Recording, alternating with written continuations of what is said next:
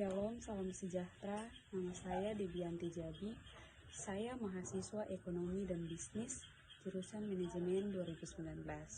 Saya akan mempresentasikan materi saya dengan judul Bab 3 Pohon Keputusan. Pohon keputusan merupakan sebuah sistem yang manusia kembangkan untuk membantu mencari dan membuat keputusan untuk masalah-masalah tersebut, dan dengan memperhitungkan berbagai macam faktor yang ada di dalam lingkup masalah tersebut.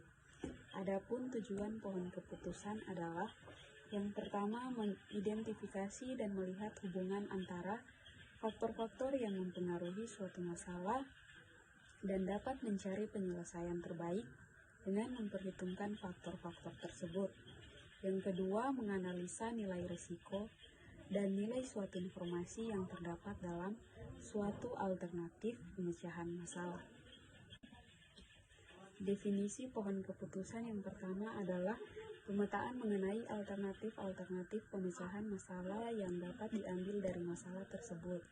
Yang kedua, pohon keputusan tersebut juga memperlihatkan faktor-faktor kemungkinan atau probabilitas yang akan mempengaruhi alternatif-alternatif keputusan tersebut, disertai dengan estimasi hasil akhir yang akan didapat bila kita mengambil alternatif keputusan tersebut. Tahapan pohon keputusan yang pertama adalah definisikan dan rinci masalah secara jelas. Yang kedua, gambarkan struktur dari pohon keputusan. Dan yang ketiga, tentukan nilai payoff dari setiap kombinasi alternatif kemungkinan. Yang keempat, tentukan nilai peluang dari seluruh kemungkinan dan keputusan. Dan yang kelima, selesaikan masalah dengan menghitung nilai moneter yang diharapkan. Kelebihan pohon keputusan yang pertama adalah daerah pengambilan keputusan yang sebelumnya kompleks dan sangat global dapat diubah menjadi lebih simpel dan spesifik. Yang kedua, eliminasi perhitungan-perhitungan yang tidak diperlukan, karena ketika menggunakan metode pohon keputusan, maka sampel diuji hanya berdasarkan kriteria atau kelas tertentu. Yang ketiga, fleksibel untuk memilih fitur dari internal node yang berbeda. Fitur yang terpilih akan membedakan suatu kriteria dibandingkan kriteria yang lain dalam node yang sama. Yang keempat, dalam analisis multivariasi dengan kriteria dan kelas yang jumlahnya sangat banyak, seorang penguji biasanya perlu untuk mengestimasi baik itu distribusi dimensi tinggi ataupun parameter tertentu dari distribusi kelas tersebut.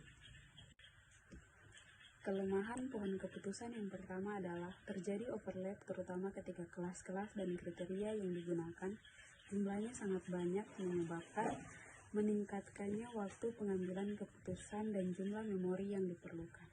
Yang kedua, pengakumulasian jumlah error dari setiap tingkat dalam sebuah pohon keputusan yang besar. Yang ketiga, kesulitan dalam mendesain pohon keputusan yang optimal.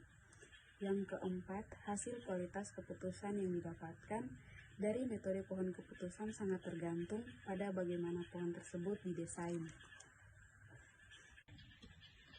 Contoh soal, manajer keuangan PT Menara Indah sedang mempertimbangkan usulan dari manajer personalia tentang penambahan tenaga kerja.